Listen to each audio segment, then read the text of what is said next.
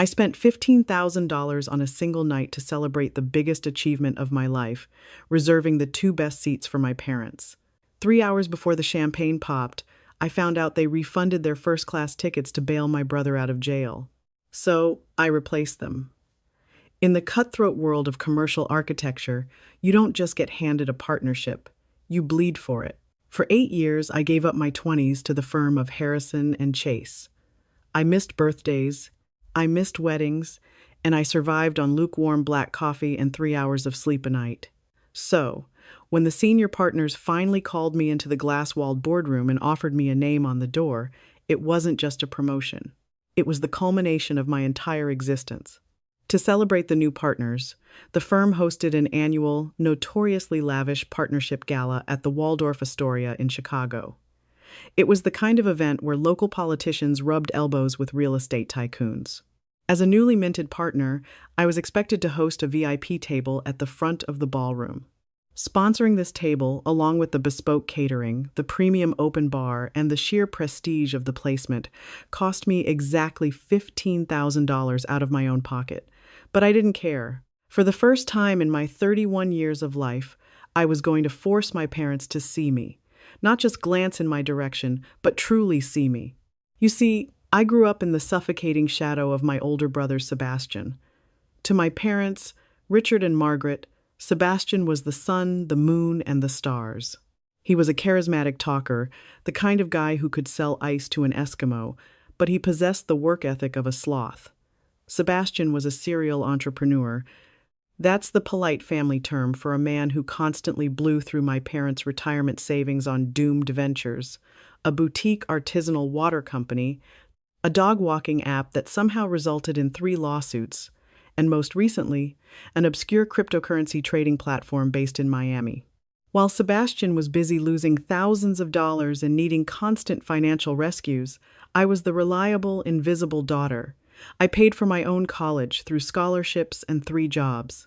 When I graduated summa cum laude, my parents missed the ceremony because Sebastian had a panic attack over a failed business pitch and needed them to drive to Austin to console him.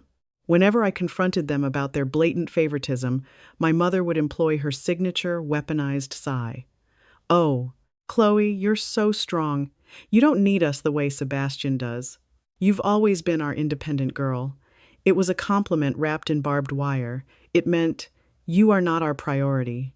But the partnership gala was going to be different. I was determined to make it different. 6 months in advance, I flew to Denver to tell them the news in person. I took them to a high-end steakhouse, laid the embossed gold foil invitation on the table, and looked them dead in the eye. "This is the biggest night of my professional life," I told them, my voice trembling just a fraction. "I am buying the best table in the room. I want you both sitting right next to me when they announce my name. No excuses. No Sebastian emergencies. Just for one night, I need you to be there for me." My father, Richard, puffed out his chest, feigning a look of deep paternal pride. "Of course, Pumpkin. We wouldn't miss it for the world. You're making history." My mother reached across the table and squeezed my hand. "We are so incredibly proud of you, Chloe. We will be there with bells on. Sebastian is doing so well in Miami now anyway. We finally have an empty nest to celebrate you." I wanted to believe them. God, I wanted to believe them so badly. To ensure nothing could possibly go wrong, I took control of every logistical detail. I didn't just invite them, I curated a foolproof itinerary. I spent $3,000 on 2 round-trip first-class tickets from Denver to Chicago. I booked them a luxury suite at the Waldorf so they wouldn't even have to leave the building to attend the gala. I arranged a private town car to pick them up from O'Hare. I removed every single obstacle, every potential excuse, every financial burden. All they had to do was show up, put on a suit and a dress, and clap. For months, everything seemed perfect. My mother texted me updates about the silver evening gown she had purchased. My father joked about making sure his tuxedo still fit. Even 2 weeks before the event, when Sebastian called me asking for a temporary, highly secure loan of 10 grand for his crypto business, I shut him down quickly, and my parents didn't intervene. I thought we were finally in the clear. I thought I had finally earned my spot at the center of their universe. But as the week of the gala arrived, a familiar, sickening silence began to stretch across our family group chat. I sent them the flight confirmation codes on Tuesday. No response. I texted my mother on Wednesday to ask if she wanted to book a blowout at the hotel salon. Read at 4:12 p.m. No reply. The knot in my stomach tightened. The ghost of every skipped piano recital, every missed birthday dinner, and every forgotten milestone began to haunt the edges of my mind, but I pushed it down. They promised, I told myself as I finalized the seating chart, placing Richard Evans and Margaret Evans in the two velvet-backed chairs immediately to my right and left. They promised. Saturday, the day of the gala, arrived with a bitter, biting Chicago wind. I spent the morning in a blur of nervous adrenaline, running through my acceptance speech and coordinating with the event planners. By 2:00 p.m., I was in my hotel room, sitting in a silk robe as a makeup artist, meticulously applied my eyeliner. The town car I had hired for my parents was scheduled to pick them up at O'Hare at 3:15 p.m. At 3:30 p.m., the driver called my cell phone. Miss Evans? I've been standing at the arrivals gate for American Airlines Flight 114 with the sign, but your party never came through. I checked with the desk. The flight has been fully deplaned for 20 minutes. The makeup artist paused, holding a brush in midair, as the color drained from my face. Are you sure? I asked, my voice suddenly hollow. Maybe they went to baggage claim? I checked, ma'am. They aren't here. I hung up and immediately dialed my mother. It went straight to voicemail. I dialed my father. Voicemail. A cold, heavy dread settled in my chest, completely extinguishing the joy of the day. I tried to convince myself that they had missed their flight. Maybe there was traffic in Denver. Maybe my father lost his ID. But deep down, in the bruised, neglected corners of my heart, I knew exactly what had happened. At 4:45 p.m., just 3 hours before the cocktail reception was set to begin, my phone finally buzzed. It was my mother, I answered on the first ring. Mom? Where are you? The driver said you weren't on the plane. Chloe, honey, she began. The tone of her voice, that high-pitched, soothing, utterly condescending lilt, made my blood run instantly cold. Please don't be mad. We had a bit of a family emergency. A family emergency, I repeated flatly. Let me guess. Sebastian. She let out a dramatic, breathy sigh. It's really serious this time, Chloe. You know that crypto thing he was involved in? Well, his partners apparently ran off with the capital, and the investors thought Sebastian was the mastermind. The police got involved, honey. They arrested him in Miami. We had to fly down here immediately to arrange bail and find him a decent lawyer. I stared at myself in the vanity mirror. I looked glamorous, powerful, and utterly pathetic all at once. You're in Miami. He was terrified, Chloe. He was in a holding cell. We couldn't just leave him there. Mom, I said, my voice eerily calm as the sheer magnitude of the betrayal washed over me. I sent you those first-class tickets for Chicago. How did you get to Miami on such short notice? There was a long, excruciating pause on the line. I could hear the muffled sound of a television in the background, a stark contrast to the elegant silence of my hotel suite. Well, my mother stammered, her voice dropping an octave in defensive guilt.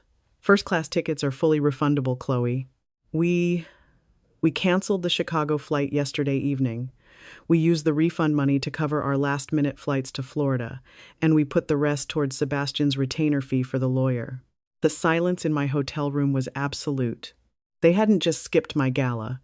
They had taken the $3,000 I spent on them, liquidated it, and used my own hard-earned money to bail out my deadbeat brother.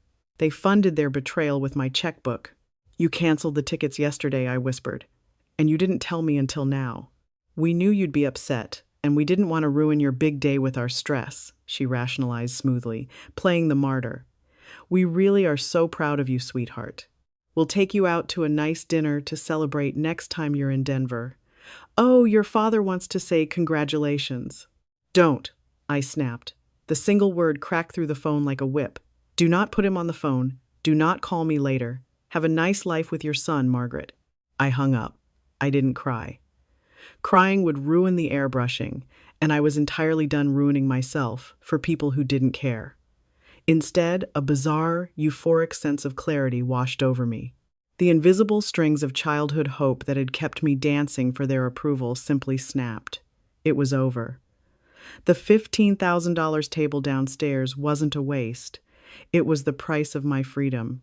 By 7:00 p.m., I descended the grand staircase into the ballroom. The space was breathtaking. Crystal chandeliers cast a warm golden glow over hundreds of Chicago's elite. Waiters in white tuxedos glided across the floor with trays of champagne and caviar. In the very center of the room, positioned right next to the podium, was my table, Table 1. The floral centerpiece alone was a masterpiece of white orchids and silver vines. The 8 seats around it were filled with the firm's major clients, save for the 2 plush chairs flanking my own. They sat completely empty, glaring like missing teeth. My father's name card, my mother's name card. I walked over, picked up the expensive, embossed cards, and tore them cleanly in half. I dropped the pieces into a nearby busboy's tray. I looked around the room. At table 14, tucked away near the kitchen doors, sat the firm's junior staff. Among them was Naomi. Naomi was a 26-year-old junior architect who had stayed at the office with me until 3:00 a.m. for 3 straight weeks to finish the blueprints that secured my partnership. She was brilliant, exhausted, and wearing a rented dress she had been stressing over for a month. Sitting next to her was Arthur. Arthur was a 50-something, gruff senior associate who had been passed over for partner years ago. Instead of being bitter, he had taken me under his wing. When I was a terrified rookie, Arthur taught me how to stand my ground against intimidating contractors. When I had pneumonia, Arthur brought me soup and covered my site visits. My parents had given me genetics and a lifetime of complexes. Naomi and Arthur had given me loyalty, mentorship, and their own sweat. They were the ones who actually helped build the woman standing in this ballroom. I walked straight past the billionaires and the managing partners, weaving my way to the back of the room. I stopped at table 14 and tapped Naomi on her bare shoulder. She turned around, her eyes widening. "Chloe! Oh my God, you look incredible. Congratulations." Arthur raised his glass of cheap table wine with a warm, crinkly smile. "Look at you, kid, running the world. Grab your purses and your drinks," I said firmly, looking between them. Naomi blinked, confused. "What? Why? Did someone spill something?" "No," I replied, a genuine, fierce smile spreading across my face. "You two are sitting at the wrong table. Table 1 has 2 empty VIP seats right next to the guest of honor, and I'll be damned if they aren't filled by the people who actually earned them." Arthur tried to protest, citing protocol and client optics, but I wasn't having it. I physically pulled out Naomi's chair. I marched them through the sea of baffled high society guests, straight up to the front. I seated Naomi where my mother was supposed to sit, and I placed Arthur in my father's chair. I flagged down a waiter and ordered a bottle of Dom Perignon specifically for the 3 of us. When the managing partner took the stage and called my name, the applause thundered through the room. I stood up, but before I walked to the podium, I didn't look at a camera, and I didn't look for the ghosts of my parents. I looked at Naomi, who was cheering so loudly she knocked over a water glass, and Arthur, who had tears shining in his tired eyes. I gave my speech. I thanked my mentors. I celebrated my team. I didn't say a single word about my family. That night was a triumph. It was the most expensive, lavish, and perfectly executed evening of my life. But karma, as they say, is an architect of its own. It builds its foundation slowly, out of sight, before bringing the whole structure crashing down. And for my parents and Sebastian, the demolition was only just beginning. The morning after the gala, I woke up with a slight champagne hangover and a profound sense of peace. I poured myself a cup of black coffee, sat on the balcony of my hotel suite overlooking the Chicago skyline, and opened my phone. I had 6 missed calls from my mother and a rambling, panicky text from my father about needing me to wire them another $5,000 for a bail bondsman. I didn't reply. I didn't get angry. I simply opened my settings, blocked Richard and Margaret Evans's phone numbers, restricted their social media profiles, and deleted their contact information. It was the digital equivalent of sweeping up the shattered pieces of my name cards. For the next 2 years, my career skyrocketed. As a partner at Harrison and Chase, I spearheaded our expansion into sustainable urban development. I bought a penthouse in the Gold Coast neighborhood. I took Naomi under my wing as my direct associate, and I made sure Arthur got the corner office he had deserved for a decade. My life was full, chaotic, and entirely my own. But while I was building skyscrapers, my parents' lives were violently collapsing under the weight of their golden boy's delusions. Through the grapevine of extended family members, mostly my gossipy Aunt Sylvia, whom I occasionally spoke to, I learned the brutal, unvarnished truth about Sebastian's emergency in Miami. It turned out Sebastian wasn't just an innocent scapegoat in a cryptocurrency scam. He was the architect of the entire grift. His company, which he had pompously named Aura Exchange, was nothing more than a glorified Ponzi scheme built on a notoriously unstable blockchain. The federal authorities had been investigating him for 8 months. When the police raided his rented waterfront mansion, they found him packing a duffel bag with bearer bonds, attempting to flee to a non-extradition country. My parents, blinded by their obsessive devotion, refused to believe the indictment. They were convinced it was a misunderstanding, a conspiracy by jealous business partners. So, they did what they always did. They sacrificed everything for Sebastian. The $3,000 they had stolen from my first-class flight refund barely covered the initial consultation with Bradley M. Peterson, a shark of a defense attorney based out of Brickell Avenue. Peterson took one look at the FBI's evidence file, which included hundreds of Sebastian's own text messages explicitly detailing the fraud, and demanded a $150,000 retainer just to take the case to trial. Richard and Margaret didn't have that kind of liquid cash. But they had a paid-off, 4-bedroom house in the Denver suburbs, the one I had grown up in. They took out a massive second mortgage. They liquidated my father's $401k, incurring catastrophic early withdrawal penalties. They sold my mother's jewelry. They poured every single cent of their life savings into a leaking bucket, convinced that if they just bought the right lawyer, their precious son would be exonerated. But the justice system doesn't care about a mother's weaponized sighs or a father's blind pride. 18 months after the night of my gala, Sebastian stood in a federal courtroom in the Southern District of Florida. Peterson, having drained my parents' accounts dry, advised his client that a trial would result in a 20-year sentence. Sebastian, terrified of federal prison, took a plea deal. He stood before Judge Sarah Higgins and publicly confessed to 3 counts of wire fraud and 1 count of money laundering. He admitted, on the public record, that he had knowingly stolen millions from working-class investors. Judge Higgins sentenced him to 84 months, 7 solid years, in a medium-security federal correctional institution, followed by massive restitution orders. The real twist, the hard, bitter karma that finally broke my parents' delusion, happened during the sentencing hearing. When asked if he had any remorse, Sebastian tried to mitigate his sentence by throwing his own parents under the bus. He claimed to the judge that the pressure to succeed came from his family, implying that Richard and Margaret had knowingly benefited from his illicit funds. It was a desperate, pathetic lie to save his own skin, but it proved to them exactly who he was. He didn't look at them as he was led away in handcuffs. Overnight, Richard and Margaret went from comfortable upper-middle-class retirees to destitute. The bank foreclosed on their Denver home when they couldn't make the payments on the second mortgage. They were forced to move into a cramped 1-bedroom apartment in a rundown complex in Aurora, Colorado. They were living solely on Social Security, navigating the humiliating reality of food budgets and utility assistance programs. Their golden child was wearing a jumpsuit, and they had absolutely nothing left. It was only then, in the suffocating silence of their poverty, that they suddenly remembered they had a daughter. I hadn't spoken a word to my parents in almost 30 months when my firm won the bid for the Cherry Creek Commercial Revitalization, a massive, multi-million-dollar urban redesign project right in the heart of Denver. As the lead partner on the project, I flew back to my hometown for the official groundbreaking ceremony. It was a highly publicized event.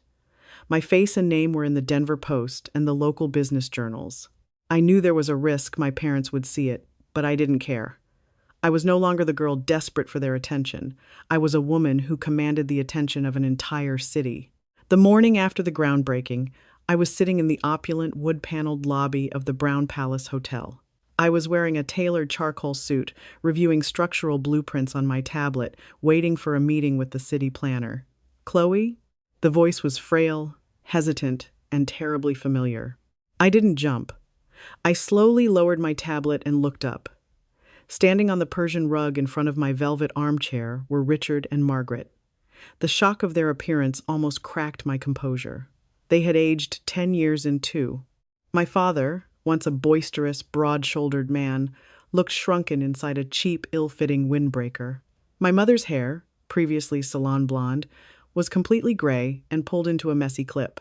Her posture was stooped, the arrogant, condescending air entirely stripped away. They looked like exactly what they were: broken people. "Mr. and Mrs. Evans," I said evenly, keeping my voice at a calm, professional volume. I did not stand up. "How did you know I was here?" My mother flinched at the formal address. Tears immediately welled in her eyes, pooling in the deep wrinkles I had never seen before. We read about you in the paper. We asked the concierge at the desk if you were staying here." "Oh, Chloe, look at you. You look so beautiful. We've missed you so much." "It's been very difficult for us to get in touch with you," my father added, his voice cracking. He nervously wrung his hands together. "We understand you were upset about the gala, Pumpkin, but we've been through hell. Absolute hell." "I am aware of Sebastian's incarceration," I replied, my tone as warm as the marble pillars surrounding us. "I read the federal indictments, the wire fraud, the 72-month sentence. It seems you finally got the full return on your investment." My mother let out a strangled sob, stepping forward as if to grab my hand. I smoothly pulled my tablet back, denying her the touch.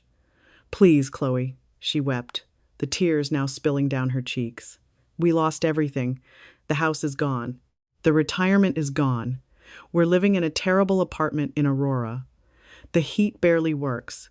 We can't afford groceries most weeks. We made a mistake. We made a terrible, terrible mistake with Sebastian. But we are still your family. We are still your parents." "Family is about being there when it matters," I said, looking her dead in the eye. "You made your choice a long time ago. You made it every time you chose his failures over my successes. And you made it final when you stole the $3,000 I spent on your flights, canceled your tickets without telling me, and used my money to bail out a con artist while I sat at a table with 2 empty chairs."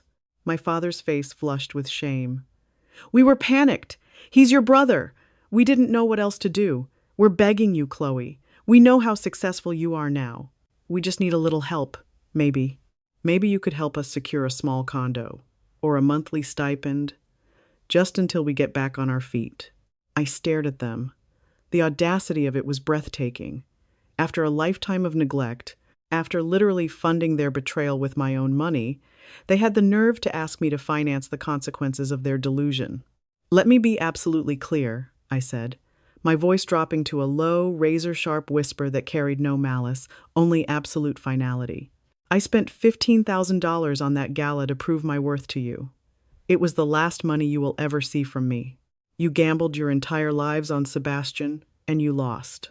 I am not your safety net. I am not your retirement plan. I am the daughter you threw away, and I am entirely comfortable remaining thrown away." "You can't just leave us like this," my mother wailed, drawing the eyes of a bellhop across the lobby. "We're your parents. We raised you. God will punish you for turning your back on your own flesh and blood." "You turned your back on me," I corrected her, standing up. I smoothed the lapels of my suit. "And as for punishment, I think you're already living it. Goodbye, Richard." "Goodbye, Margaret." I didn't wait for a response. I picked up my leather briefcase, turned my back on them, and walked across the sweeping lobby of the Brown Palace. I heard my mother call my name once more, a desperate, echoing sound, but I didn't break my stride. When I stepped out through the revolving brass doors into the crisp, bright Denver morning, I took a deep breath. The air tasted incredibly sweet. I hailed a cab, headed to my meeting, and went back to building my empire, leaving the ruins of theirs far behind me. If Chloe's story resonated with you, hit that like button and share this video with anyone who needs a reminder that family is defined by loyalty, not just blood. Don't forget to subscribe and turn on notifications so you never miss out on more real-life stories of dramatic karma, ultimate revenge, and personal triumph. Leave a comment below. Would you have given the seats away?